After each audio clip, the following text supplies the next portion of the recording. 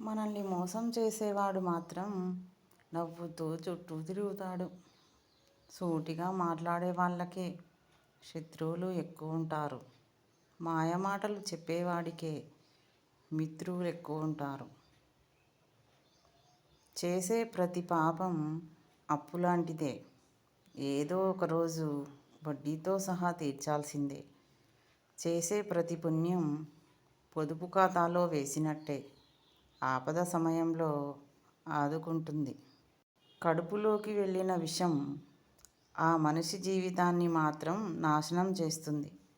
కానీ చెవిలోకి వెళ్ళిన విషం ఎన్నో బంధాలను, అనేక జీవితాలను నాశనం చేస్తుంది.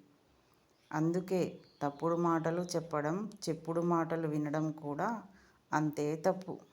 అందరినీ వదిలేసి దూరంగా ఉండడం కాదు. జీవితం అంటే కష్టమైన, సుఖమైన కుటుంబంతో కలిసి ఉండడమే జీవితం. బాగుండాలి అనుకునేవాడే కోపంగా మాట్లాడుతాడు. మనల్ని మోసం చేసేవాడు మాత్రం నవ్వుతూ చుట్టూ తిరుగుతాడు. సూటిగా మాట్లాడే వాళ్ళకే శత్రువులు ఎక్కువ ఉంటారు.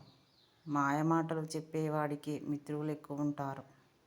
చేసేది తప్పని వాళ్ళ మనస్సాక్షికి తెలిసి కూడా తప్పు చేసే వాళ్ళకి మనం మంచి చెప్పినా వృధా ప్రయాస. కళ్ళతో చూస్తూ ఉండడమే ఉత్తమం. పైన భగవంతుడు ఉన్నాడు, అన్నీ చూస్తూ ఉంటాడు. జాగ్రత్త.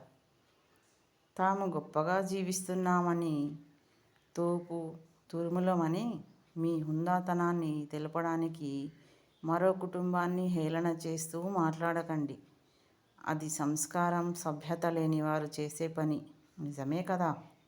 నీటిని ఎక్కువగా మరిగిస్తే ఆవిరైపోతాయి. అలాగే భరిస్తున్నారు కదా అని ఎక్కువగా బాధపడితే బంధాలు కూడా తెగిపోతాయి. ఎంత ఇష్టపడితే అంత అలుసు, ఎంత ప్రేమిస్తే అంత బాధ, ఎంత నమ్మితే అంత ద్రోహం.